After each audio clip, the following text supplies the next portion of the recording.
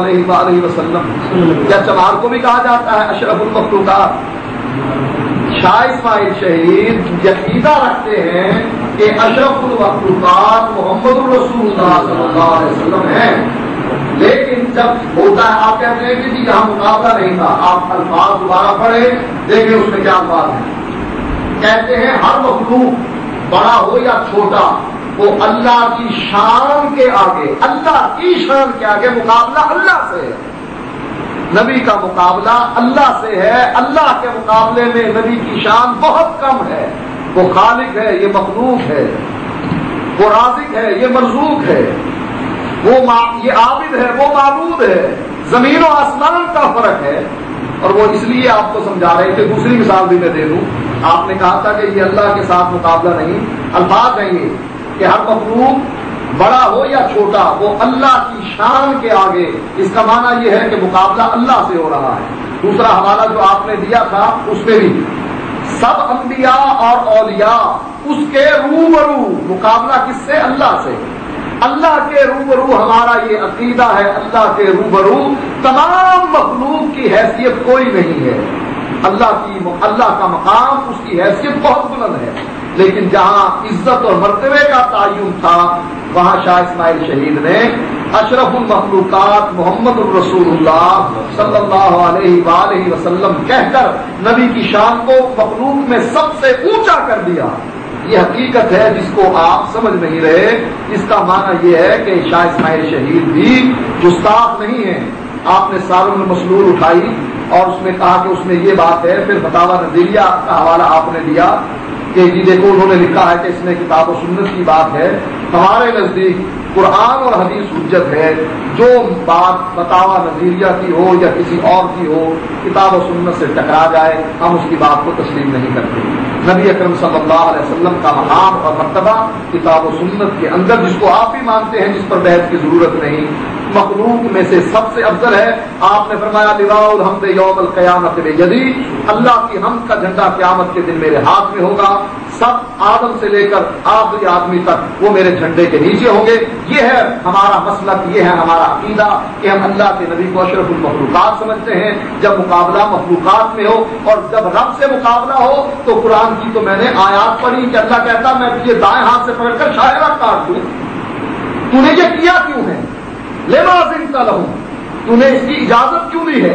اے نبی، اللہ کے نبی حضرت عمر فرماتے ہیں، بلکہ اللہ کے نبی فرماتے ہیں حضرت عمر رضی اللہ تعالیٰ عنہ سے، کیا عمر اگر آج اللہ کا عذاب اترتا، اور قرآن شاہد ہے، کہتا ہے قرآن لولا کتاب من اللہ سبق لمسکم فیما اخذتم عذاب، اے نبی اکرم صلی اللہ علیہ وسلم، اگر میں نے تجھے معاف کرنے کا فیصلہ نہ کر لیا ہوتا تو جو کام تو نے کیا اس پر دردناک عذاب اترتا، عذاب عظیم اترتا۔ اللہ کے نبی نے فرمایا حضرت عمر سے، اس آیت کے اترنے پر رو رہے ہیں، حضرت عمر آئے کہنے لگے اللہ کے نبی بتلائیے تاکہ میں بھی روں۔ آپ نے فرمایا عمر اگر آج اللہ کا عذاب اترتا روئے زمین پر سوائے تیرے کوئی نہ بچتا۔ یہ ہے مقابلہ اللہ کا اور مخلوق کا، کتنا فرق ہے۔ اللہ جب چاہے پکڑ لے، اور یہ ہے آپ کا عقیدہ کہ اللہ کا پکڑا چھڑاوے محمد، محمد کا پکڑا چھڑا کوئی نہیں سکتا۔ یہ حوالہ بخاری اور مسلم کا کتاب ہوں، اگر آپ اس حدیث کو نہیں مانتے میں بھی کمپیوٹر اسی میں جایا نہیں مانتے نہیں، اب کتاب کی شرط میں موجود ہے، میں کتاب یہ ہے اصل کتاب دیکھنا، یہ اصل کتاب یہ اب یہ حدیث میں نکال ٹھیک ہے دے دیتے، اس کے ساتھ شاہ کا حوالہ بھی محمد کا پکڑا چھڑا کتاب ہماری کتاب۔ آپ یہ کہیں نا کہ میرا یہ عقیدہ ہمارا نہیں ہے، آپ یہ شعر کیا ہمارا طرف کیا میرا بولے شیر کا حوالہ بھی دے دیں۔ یہ نہیں کہا وہی بات وہ کر رہے ہیں، یہ نیا کام کرنا، میں یہ کہہ رہا ہوں نا، وہی بات وہ کر رہے ہیں، وہی بات آپ کر رہے ہیں، مختلف بات نہیں ہے بول رہے ہیں۔ لیکن میں نے یہ آپ کو کہا تھا کہ یہ بریلویوں کا عقیدہ ہے، بریلوی تو بہت کچھ کہتے ہیں، وہی تو مستوی عرش کا خدا ہو کر اتر پڑا مدینے میں مصطفیٰ ہو کر۔ آپ نے یہ پہلے کہہ دیا، ایک دفعہ آپ نے تبدیل کر دی معافیت دے دیا، مشیت الہی کے قائل ہیں، جب بھی آپ میں جب بھی بولتا ہوں آپ درمیان میں بول پڑتے ہیں. دیکھیں میں نے کوئی غلط کیا ہے آپ کو جب کہہ دیا گیا ہے کہ یہ اب ججز کا کام ہے نوٹ کرنا کہ کون خلاف ورزی کر رہا ہے کون نہیں, آپ پھر درمیان میں پوچھ پڑتے ہیں. میں آپ کو بتاؤں جو کچھ میں بیان کروں گا میری ذمہ داری ہے. آپ نے جو کہہ دیا وہ کہہ دیا بس آپ اب خاموش ہو کر آپ یہ کہہ رہے ہیں نا کہ حوالہ دیں پھر آگے چلیں گے, آگے چل پھر ادھر آپ روک دیں گے, ٹائم کا مسئلہ بنے گا. وہ حوالے ساتھ ڈھونڈ رہے ہیں, آپ کو حوالے مل جائیں گے. ایسا نہیں ہے کہ حوالہ نہیں ملے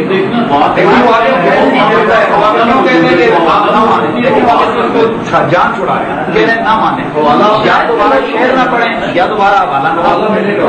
میں یہاں یہ بھی کہہ رہے ہیں حوالہ, آپ بھی کہہ رہے ہیں حوالہ, وہ بھی کہہ رہے ہیں حوالہ. پر ایک بندہ بول رہا ہے, آپ اس کی اگر وہ بات وہ ایسی نہیں کر رہے جو آپ کے ذہن میں یہ پھر آپ بولیے, لیکن وہ وہی بات کہہ رہے ہیں. آپ کہتے ہیں حوالہ, وہ کہتے ہیں حوالہ, وہ کہتے ہیں حوالہ, پھر یہ کہتے ہیں حوالہ, آپ کہتے ہیں حوالہ. تو پھر اس طرح دیکھیں ہماری طرف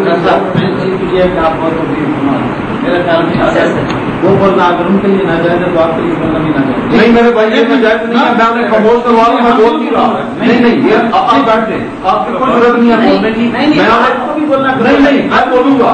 دیکھیے ایک منٹ آپ بولیں گے نہ میں ایک منٹ میں نے یہ کہا کہ پکڑا تھا چھڑاوے محمد صلی اللہ علیہ وسلم, اس کا حوالہ دیں گے. دوسرا وہ وہی جو مستوی عرش تھا خدا ہو کر یہ آپ دونوں کی طرف یہ حوالہ. ٹائم کتنا رہ گیا ہے, کتنا منٹ اب رہ گئے تاکہ میں اس حساب سے اپنی گفتگو کو سنے. 5 منٹ رہ گئے. اچھا تو جتنا آپ نے زور لگایا تھا آپ کا زور اصل میں وہ سارا ضائع چلا گیا, اس لیے کہ یہ ہمارا عقیدہ ہے نہیں. پہلی بات نوٹ کر لیں اس بات کو. دوسری بات یہ کہ شاہ اسماعیل کے ذمہ جو آپ یہ ٹھوک رہے ہیں زبردستی, حالانکہ اس بیچارے کا یہ عقیدہ نہیں, وہ تو اللہ کے نبی کو اشرف المخلوقات مانتا ہے.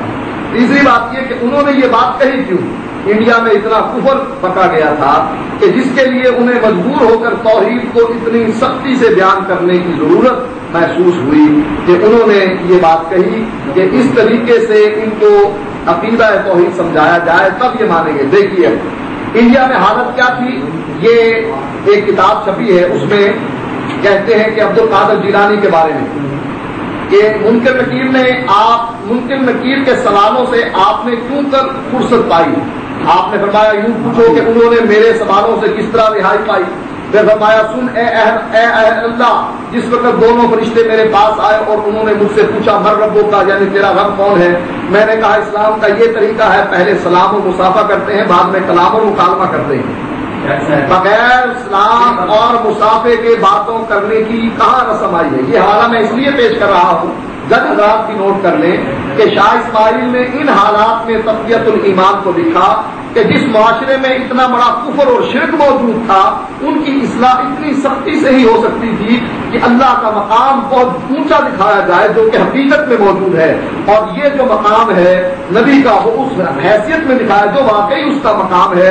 یہ جو ملایا ہوا تھا یہ کتاب ہے جناب تحفۃ المجالس, سرفروش پبلیکیشن پاکستان, مصنف ہے حضرت سیدنا ریاض احمد گوہر شاہی. لگاؤ عمر کے بدلے, آج سارے پلیریوں پر جو عمر کے بدلے لگا تو میرا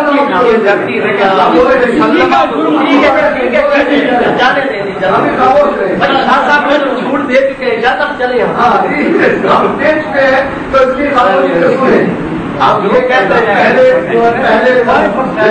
اب خاموشی سنیے ٹائم تھا,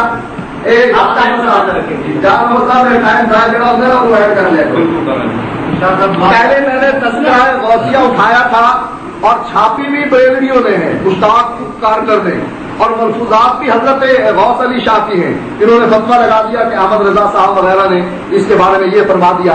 تھی بریلویوں کی کتاب, ہماری نہیں. ریاض احمد گوہر شاہی بریلوی ہے, دیوبندی نہیں, اہل حدیث نہیں, شیعہ نہیں, قادیانی نہیں, بریلویوں کے مرتبہ فکر سے ہے. آپ فتویٰ لگا دیں اس پر کافر تھا, ہم دیکھیں گے بہت سے لوگوں کو آج کافر بنا کر اٹھیں گے آپ یہاں بالکل کہیں کافر کہیں کافر.